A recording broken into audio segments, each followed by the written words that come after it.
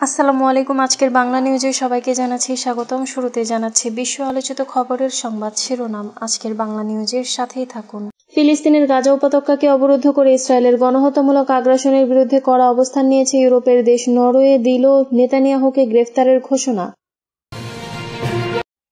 রাশিয়ার সঙ্গে সরাসরি যুদ্ধে জড়ালে ইউরোপ ধ্বংস হয়ে যাবে বলে মনে করেন মার্কিন মেরিন কর্পসের প্রাক্তন গোয়েন্দা বিশ্লেষক এবং ইরাক বিষয়ক জাতিসংঘের বিশেষ কমিশনের প্রাক্তন গণবিধ্বংসী অস্ত্র পরিদর্শক স্কট রিটার। ট্রাম্প পুতিন বৈঠক ব্যর্থ হলে ওয়াশিংটন ভারতের ওপর দ্বিতীয় দফায় শুল্ক আরও বৃদ্ধি করতে পারে বলে হুমকি আমেরিকার। তুরস্ক সিরিয়ার মধ্যে অস্ত্রশস্ত্র ও লজিস্টিক সরঞ্জাম সরবরাহের একটি সমঝোতা স্মারক সই হয়েছে বলে জানিয়েছে আঙ্কারার প্রতিরক্ষা মন্ত্রণালয়ের একটি সূত্র। পাকিস্তানের সেনাপ্রধান জেনারেল আসিম মুনিরের সাম্প্রতিক ভারত বিরোধী মন্তব্যের কড়া প্রতিক্রিয়া জানিয়েছে নয়াদিল্লি। হযরত উমর রাদিয়াল্লাহু তাআলার এরপর সৎ দেশপ্রেমিক রাষ্ট্রনায়ক হচ্ছেন জিয়াউর রহমান, বলেছেন বিএনপির ভাইস চেয়ারম্যান বরকতুল্লাহ বুলু। এতক্ষণ শুনছিলেন বিশ্ব আলোচিত খবরের সংবাদ শিরোনাম। এবার বিস্তারিত। এবারের নেতানিয়াহুকে গ্রেফতারের ঘোষণা দিল নরওয়ে। ফিলিস্তিনের গাজা উপত্যকাকে অবরুদ্ধ করে ইসরায়েলের গণহত্যামূলক আগ্রাসনের বিরুদ্ধে কড়া অবস্থান নিয়েছে ইউরোপের দেশ নরওয়ে। অসলো কর্তৃপক্ষ জানিয়েছে, ইসরায়েলের প্রধানমন্ত্রী বেনিয়ামিন নেতানিয়াহু নরওয়েতে প্রবেশ করলেই তাকে গ্রেফতার করা হবে। দ্য হেগের আন্তর্জাতিক অপরাধ আদালত আইসিসি 2024 সালের 21 নভেম্বর যুদ্ধ অপরাধ ও মানবতা বিরোধী অপরাধের অভিযোগে নেতানিয়াহুর বিরুদ্ধে গ্রেফতারি পরোয়ানা জারি করে। নরওয়ে উপপররাষ্ট্রমন্ত্রী আন্দ্রিয়াস স্ক্রাচিভ ক্রাভিচ মঙ্গলবার জানান, তার দেশ আইসিসির জারি করা এই পরোয়ানার প্রতি অঙ্গীকারবদ্ধ। তিনি স্পষ্ট করে বলেন, নেতানিয়াহু নরওয়েতে নামলেই তাকে গ্রেফতার দেখানো হবে। ক্রাভিচ আরও বলেন, আইসিসির সদস্য রাষ্ট্র হিসেবে নরওয়ে এই পরোয়ানার বাস্তবায়নের আইনি বাধ্যবাধকতা রয়েছে। এতে আন্তর্জাতিক আইনের প্রতি নরওয়ের প্রতিশ্রুতি প্রতিফলিত হবে এবং আন্তর্জাতিক অপরাধের অভিযোগে অভিযুক্তদের জবাবদিহির আওতায় আনার প্রতি তাদের পূর্ণ সমর্থন রয়েছে। আইসিসির রায় ঘোষণার পর নরওয়ে পররাষ্ট্রমন্ত্রী এসপেন বার্থ এইডে বলেন, গুরুতর অপরাধের ক্ষেত্রে জবাবদিহি নিশ্চিতে আইসিসি অত্যন্ত গুরুত্বপূর্ণ ভূমিকা পালন করে। এর আগে 2024 সালের মে মাসে আইসিসির প্রধান কৌঁসুলি করিম খান নেতানিয়াহু, ইসরায়েলি প্রতিরক্ষা মন্ত্রী ইয়োভ গ্যালান্ট এবং হামাসের 3 শীর্ষ নেতার বিরুদ্ধে গ্রেপ্তারি পরোয়ানার আবেদন করেন। সেই আবেদনের ভিত্তিতে একই বছর 21 নভেম্বর গ্রেপ্তারি পরোয়ানা জারি হয়। সূত্র মিডল ইস্ট মনিটর। রাশিয়ার সঙ্গে যুদ্ধে জড়িয়ে পড়লে ইউরোপ ধ্বংস হয়ে যাবে মার্কিন বিশ্লেষক। রাশিয়ার সঙ্গে সরাসরি যুদ্ধে জড়ালে ইউরোপ ধ্বংস হয়ে যাবে বলে মনে করেন মার্কিন মেরিন কর্পসের প্রাক্তন গোয়েন্দা বিশ্লেষক এবং ইরাক বিষয়ক জাতিসংঘের বিশেষ কমিশনের প্রাক্তন গণবিধ্বংসী অস্ত্র পরিদর্শক স্কট রিডার। আলাস্কায় ট্রাম্প পুতিন তাকে জিজ্ঞাসা করা হয়েছিল, ইউরোপীয় দেশগুলো যদি শান্তি চুক্তিতে সন্তুষ্ট না হয় তবে তারা কি ইউক্রেনের সংঘাত পুনরায় শুরু করতে সক্ষম হবে? জবাবে তিনি বলেন, কোন সম্পদ দিয়ে? জার্মান জনসংখ্যায় 16% বলেছেন তারা তাদের দেশ আক্রমণ করলে তাদের জন্য লড়াই করতে প্রস্তুত। এর অর্থ হলো তাদের 84% দেশের জন্যই লড়াই করবে। এখন জার্মানদের জিজ্ঞাসা করুন অন্য দেশে আক্রমণ করতে।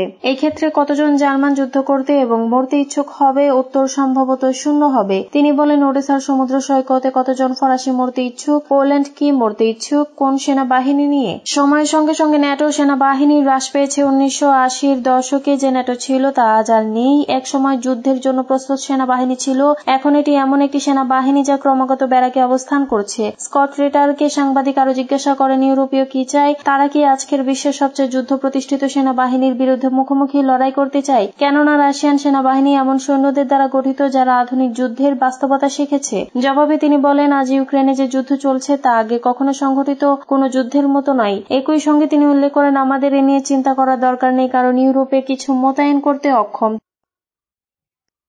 ট্রাম্প পুতিন বৈঠক ব্যর্থ হলে ভারতের উপর আরো শুল্কের হুমকি আমেরিকার। ইউক্রেনের যুদ্ধ বন্ধে শুক্রবার 15 আগস্ট যুক্তরাষ্ট্রের আলাস্কায় বৈঠকে বসতে যাচ্ছেন মার্কিন প্রেসিডেন্ট ডোনাল্ড ট্রাম্প ও রাশিয়ার প্রেসিডেন্ট ভ্লাদিমির পুতিন। ইউক্রেন যুদ্ধ ইস্যুতে এটি একটি ঐতিহাসিক বৈঠক। তবে এর বাইরে আরো একটি কারণে ট্রাম্প পুতিনের এই আলোচনা বেশ গুরুত্বপূর্ণ। সেটি হচ্ছে এই আলোচনার সফলতার উপরই নির্ভর করছে যুক্তরাষ্ট্রের ভারতীয় পণ্যের রপ্তানির শুল্কের ভাগ্য। আলোচনা ব্যর্থ হলে ওয়াশিংটন ভারতের উপর দ্বিতীয় দফার শুল্ক আরো বৃদ্ধি করতে পারে বলে সতর্ক করেছে আমেরিকা। থাকা। মার্কিন ট্রেজারি মন্ত্রী স্কট বেসেন্ট বলেছেন, এই বিষয়টি পুরোটাই নির্ভর করছে শুক্রবার আলাস্কায় ট্রাম্প পুতিন বৈঠকের ওপর। ইতোমধ্যেই ভারতীয় পণ্যে দ্বিতীয় দফায় শুল্ক বাড়িয়েছে যুক্তরাষ্ট্র। রাশিয়া থেকে তেল কেনার অভিযোগে এই শুল্ক হার বৃদ্ধি করা হয়েছে। এখন যদি পুতিনের সঙ্গে আলোচনা ব্যর্থ হয়, তাহলে ভারতীয় পণ্যে নিষেধাজ্ঞা অথবা দ্বিতীয় ধাপে শুল্ক হার আরও বৃদ্ধি করা হতে পারে বলে জানিয়েছেন স্কট বেসেন্ট। বুধবার ব্লুমবার্গ টেলিভিশনে দেওয়া এক সাক্ষাৎকারে তিনি এসব কথা বলেন। ব্রিটিশ সংবাদ মাধ্যম বিবিসির প্রতিবেদনে বলা হয়েছে, এ মাসের শুরুতে ভারতীয় পণ্যে পূর্ব ঘোষিত 25% শুল্কের সঙ্গে সমপরিমাণ শুল্ক বৃদ্ধির ঘোষণা দেয় যুক্তরাষ্ট্র, যা এ মাসের শেষে কার্যকর হবে বলে জানিয়েছে ওয়াশিংটন। সিরিয়াকে অস্ত্র সহায়তা দেবে তুরস্ক সামরিক চুক্তিতে নতুন অধ্যায়। তুরস্ক সিরিয়ার মধ্যে অস্ত্রশস্ত্র ও লজিস্টিক সরঞ্জাম সরবরাহের একটি সমঝোতা স্মারক সই হয়েছে বলে জানিয়েছে আঙ্কারার প্রতিরক্ষা মন্ত্রণালয়ের একটি সূত্র। বুধবার 13 আগস্ট দুই দেশের মধ্যে এই সামরিক সহযোগিতা চুক্তি সই হওয়ার পর বৃহস্পতিবার এই খবর এলো। তুরস্কের আরও একটি সূত্র জানায়, মার্কিন সমর্থিত কুর্দি নেতৃত্বাধীন সিরিয়ান ডেমোক্রেটিক ফোর্সেস গত মার্চ মাসে দামেস্কের সঙ্গে যে চুক্তি করেছিল তার কোনো শর্তই তারা পূরণ করেনি। আঙ্কারা আশা করছে তারা দ্রুত চুক্তির শর্তাবলী মেনে চলবে। এই চুক্তি মধ্যপ্রাচ্যের ভূ রাজনৈতিক পরিস্থিতিতে নতুন মাত্রা যোগ করতে পারে। এটি একটি পূর্ণাঙ্গ সামরিক সহযোগিতা চুক্তির প্রথম ধাপ হিসেবে বিবেচিত হচ্ছে। বিশেষজ্ঞদের মতে, সিরিয়ার উত্তরাঞ্চলে কুর্দি বাহিনীর উপস্থিতি এবং পশ্চিমা সমর্থনের প্রেক্ষাপটে তুরস্ক সিরিয়া সামরিক সহযোগিতা একটি গুরুত্বপূর্ণ কৌশল পরিবর্তন।